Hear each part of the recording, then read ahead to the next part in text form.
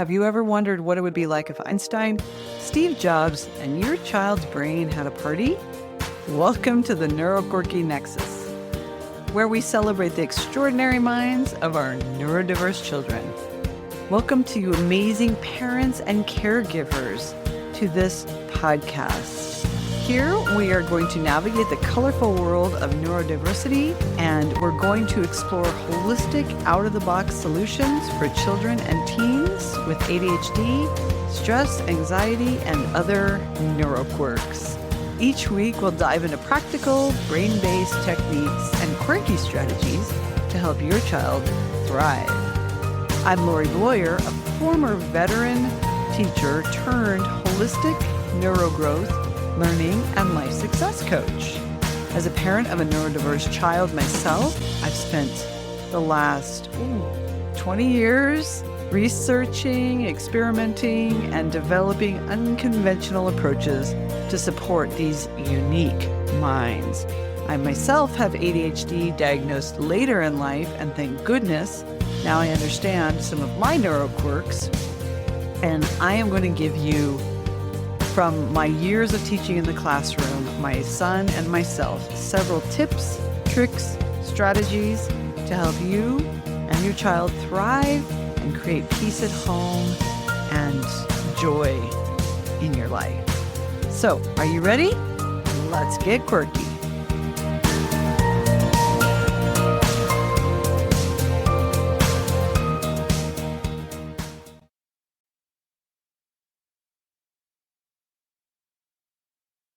Hello, and welcome back to another episode of the Quirky Nexus. I'm Lori Bloyer, your host, your learning and life success coach, and a fellow human navigating the wild ride of parenting neurodiverse kids. And I'm so happy you're here. Today, we're doing something a little different. We're going to talk about another issue that parents have when they are feeling angry or after the effect of being angry.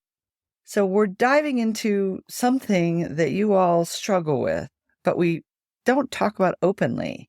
Parent guilt. I see it all the time with my students, and I see it in groups and communities. The parent guilt that's out there, that little voice in your head that whispers, am I doing enough for my child? Did I handle that meltdown correctly? Am I failing them? Right? That what we all feel, or many of us do. So if you've ever felt that way, I want you to know you're not alone. And more importantly, you're not failing your child. You're learning. Please look at it that way. So we're going to break this down, right? Why do we feel guilt? How does it hold us back? And most importantly, how do we let it go? And also reframe it. How do we let it go and reframe it? Are you ready to get started? Awesome. Let's get quirky. All right. Why do parents feel so much guilt? So let's be real. Parenting a neurodiverse child is a journey full of unexpected twists, and somewhere along the way, guilt creeps in. But where does it come from? First, society feeds us this perfect parent myth. You know the one. Kids who listen the first time sit quietly at the dinner table and yes, mom, or yes, dad, in an angelic voice. But for many of us, that's not reality, right? That's when we begin the what-if spiral. What if I had caught their ADHD sooner? What if I knew about their neurodiversity sooner? What if I hadn't lost my patience today? What if I just did more? What if? And there goes the spiral.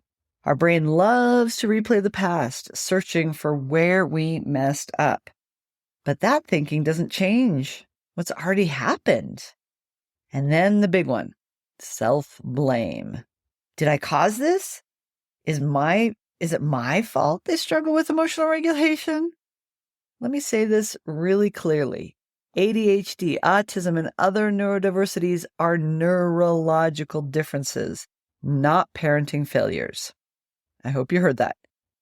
ADHD, autism, and other neurodivergences are neurological differences, not parenting failures. It's even in the name, neurodivergencies, right? It's neurological. You did not create your child's struggles, but you can create a home that supports them. That's the real power you have.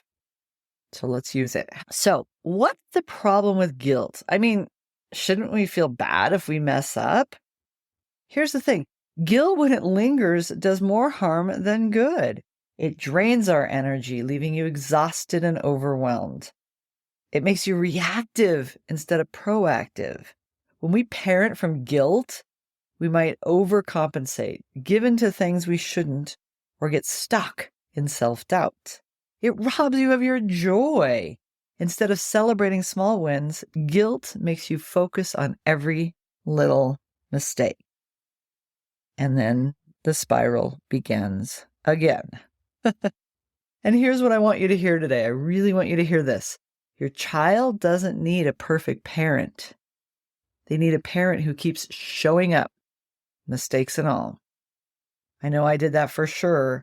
I kept showing up, and I tried to the point where my son actually would say, Mom, this doesn't have to be another learning moment. But I would make my mistakes learning moments and be like, yep, Mom messed up again.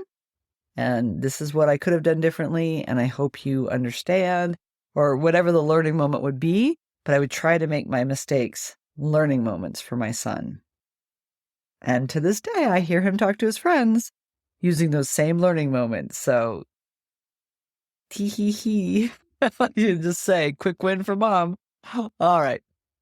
So now I want you to really think about, we're going to shift that guilt into growth. As I was saying, there's those learning moments, those good things that happen. So how do we stop guilt from running the show, right? We don't want them to be the leader of the house.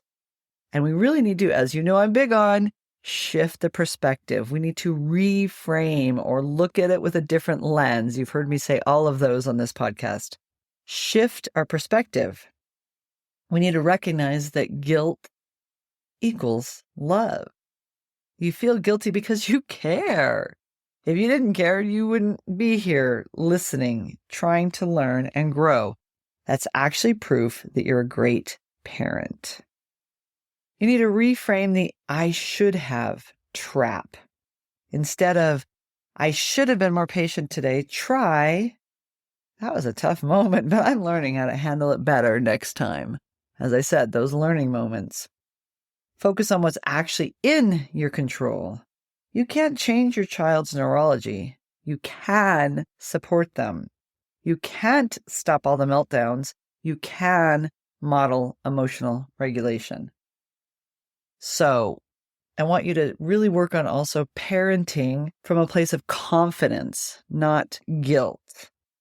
Your child will pick up on that, especially your teenager, right? They will use the guilt against you. So you want to be that confident parent, right? That needs to parent from that place of, I'm doing my best with the tools I have, and I can always learn new ones, rather than, I need to do more. Yes. And then it becomes sort of a manipulation game, right? That teen especially will manipulate, but the little kids learn that skill pretty quickly as well. You also need to just practice self-compassion. Be compassionate. Think about this. If your best friend was feeling guilty about parenting, what would you say to them? Now say that to yourself. You deserve that same grace. Okay. We've talked about why we feel guilt and how it can hold us back, but let's get into the how. How do we actually move past it? Here are some real practical ways you can start letting go of guilt today. End your day with one parenting win. We often focus on what went wrong, what we did wrong, right? And then the spiral. But I want you to flip that script. Every night, write down one thing you did well as a parent. Write it down or tell your partner or your child. And then maybe, some examples of that could be, maybe you stayed calm during a meltdown. Maybe you took a deep breath before and modeled that. Maybe you made your child laugh. Humor was such a huge savior for my son and I. We actually would make each other laugh, and probably saved my life on many occasions. And you just got through a hard day. That is a win in itself.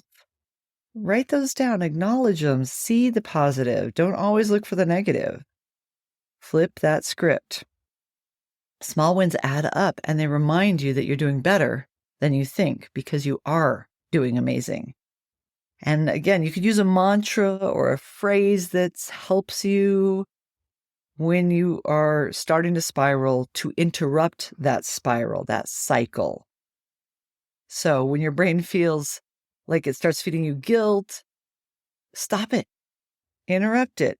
Instead of, I should have handled that better, you could have said, I'm learning alongside my child. I'll do better next time. Instead of, I really messed up, I screwed that up, maybe say, I did my best in that moment, and I can try again tomorrow. I will try better tomorrow. I'll try one thing. I'll try to breathe better tomorrow. Whatever that is, stop that spiraling cycle. Yeah, you wouldn't tear down a friend for struggling, so don't do it to yourself. Reframe mistakes as learning opportunities. Here's something that changed my perspective. Our kids don't need perfect parents. They need parents who can model learning and growth. When you lose patience, acknowledge it and talk about what you can do next time. Make it a learning moment.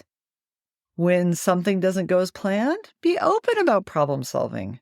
Show your child that mistakes are part of life and that it's okay to keep trying. Modeling and connection. If you need to make that your mantra, hang it on your wall, write it on your mirror. I need to model and I need to connect.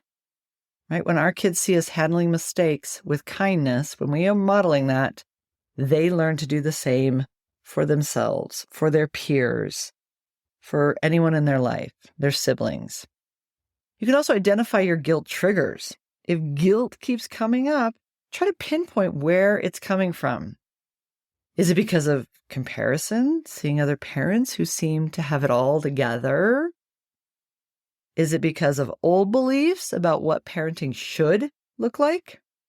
Is it because you're feeling burnt out and just need a break? Once you name the source of your guilt, it's easier to challenge it. So please do so.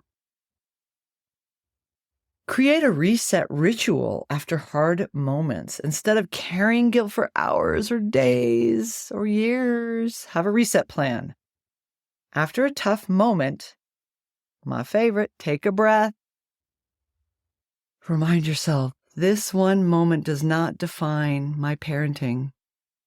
It wasn't an ideal moment, but it doesn't define me. I was just having a hard time. I'm a good parent having a hard time. And do a quick self-check-in. Am I tired? Am I overwhelmed? Stressed? What do I need? Just like we would do with our kids. We would do that full holistic check-in. And then, of course, the connection. Reconnect. If you made a mistake and you messed up, hug, a joke, a few minutes of play can change that energy. An apology. Again, model and connect. The goal isn't to never mess up. It's to show that we can always come back after, that we can learn from our mistakes, that we can become a better person, a better parent, a better child, a better family member after a mistake. Okay, I hope those were really helpful. We're going to wrap up, but there's just one thing I want you to take away from today's episode.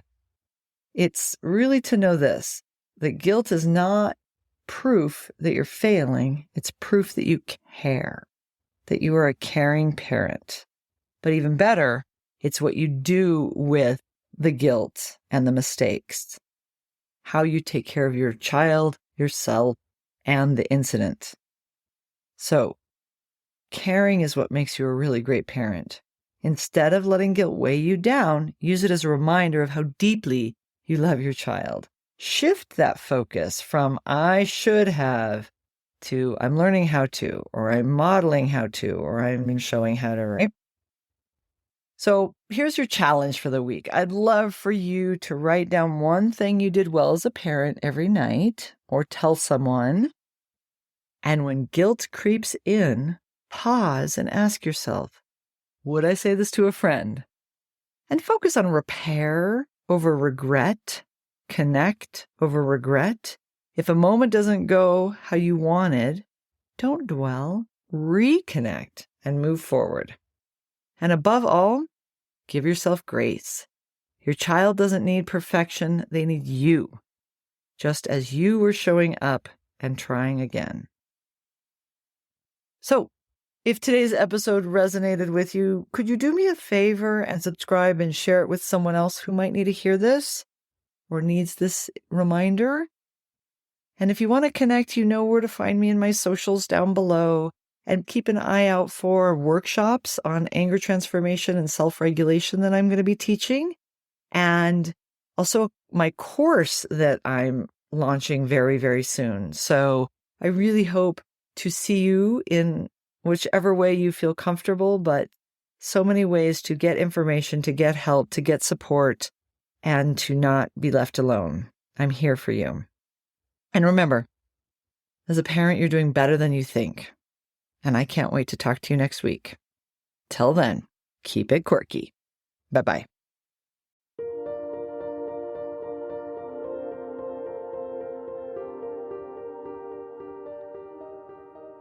Thank you for listening to Quirky Nexus. We are so glad you took the time to join us today. I know time is precious, and we are so glad you're here. I hope you got a lot out of this episode.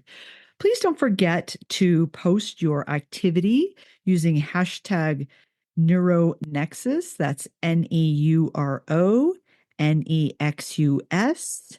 And of course, all links are in the show notes. And I just really hope you enjoyed it. So if you did, please like and subscribe and share this with a friend.